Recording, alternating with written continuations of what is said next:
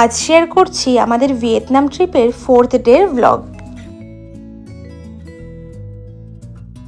যেমনটা তোমরা আমার আগের ব্লগেই দেখেছিলে, আমরা হানয় থেকে ডানাঙে পৌঁছে গেছিলাম।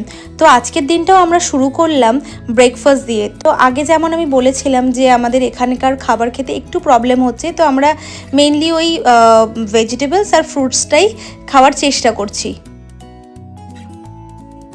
ভিয়েতনামে আসার পর থেকে এর আগে যতবারই আমাদেরকে ট্রাভেল করতে হচ্ছিল আমরা গ্র্যাব থেকে কার বুক করছিলাম, কিন্তু আজ যখন আমরা ঘুরতে বেরোচ্ছিলাম আমাদের হোটেলের একজন স্টাফ জিজ্ঞেস করলো যে আমরা কিভাবে কি আজকে যাব ঘুরতে।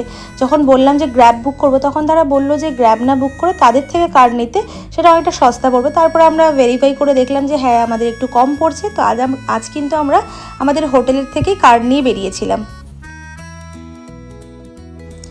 তারপর ফাইনালি আমরা পৌঁছে যাই আমাদের ডেস্টিনেশনে। আমাদের ড্রাইভার কিন্তু আমাদেরকে এখানে ড্রপ করে দিয়ে যায়, আবার ওই গেটের সামনে থেকে আমাদেরকে আবার বাস নিতে হয়েছে। সেই বাসে করে আমরা ফাইনালি এই জায়গাটাতে আসতে পারি।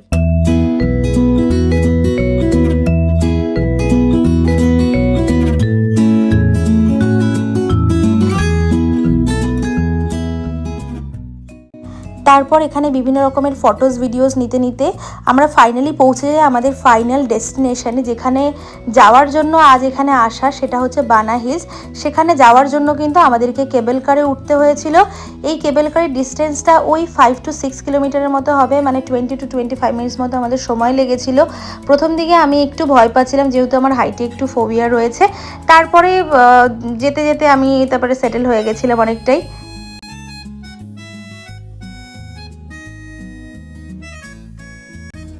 এটাই বলবো শুধু, মানে এত সুন্দর জায়গা, আমার তো দারুণ লেগেছে। আমি ওখানের সিনারি দেখতে দেখতে জাস্ট আমি মেসমারাইজড হয়ে যাচ্ছিলাম যে মানে নেচার এতটা সুন্দর হতে পারে, মানে জাস্ট অসাধারণ জায়গা। মানে গেলে মনে হবে যে ওখানেই থেকে যাই। আর কেবল কারে যেতে যেতে যখন আমরা উঠলাম তখন এক ধরনের ওয়েদার ছিল, রোদ ছিল। আবার আমরা কিছুটা যেতে যেতেই যেন মনে হচ্ছে মেঘের ভেতর থেকে আমরা চলে যাচ্ছি। মানে দারুণ একটা জিনিস যেন আমরা এক্সপিরিয়েন্স করলাম, জাস্ট অসাধারণ জিনিস।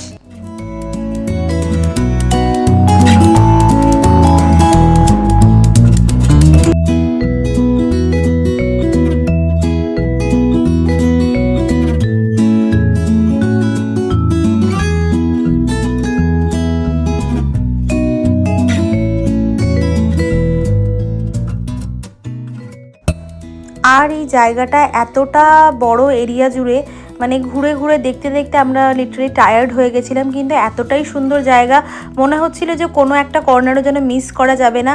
আর এখানে এতটাই সুন্দর মনে হচ্ছে যে কোন জায়গা ছেড়ে কোন জায়গায় দাঁড়িয়ে ফটো তুলবো আর কোন জায়গার আর কি আমরা ফটো ক্যাপচার করব। জাস্ট অসাধারণ সুন্দর ছিল জায়গাটা। গোল্ডেন ব্রিজ দেখার পর তারপর আমরা একে একে ভিজিট করি French village, flower garden, fantasy park, এরকম আরও বিভিন্ন জায়গাতে।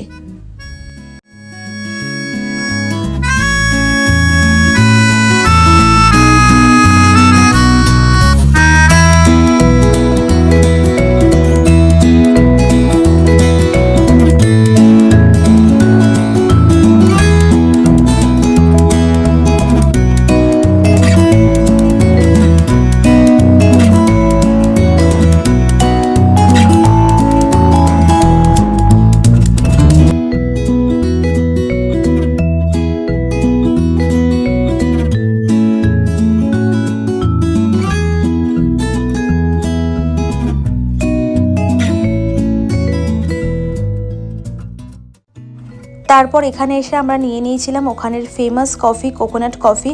একটা হট কফি নিয়েছিলাম, একটা কোল্ড কফি নিয়েছিলাম, কিন্তু কোল্ড কফিটা বেটার ছিল। তারপর ওখানে কিছুক্ষণ ঘোরাঘুরির পর আমরা ফিরে যাই আবার আমাদের হোটেলে।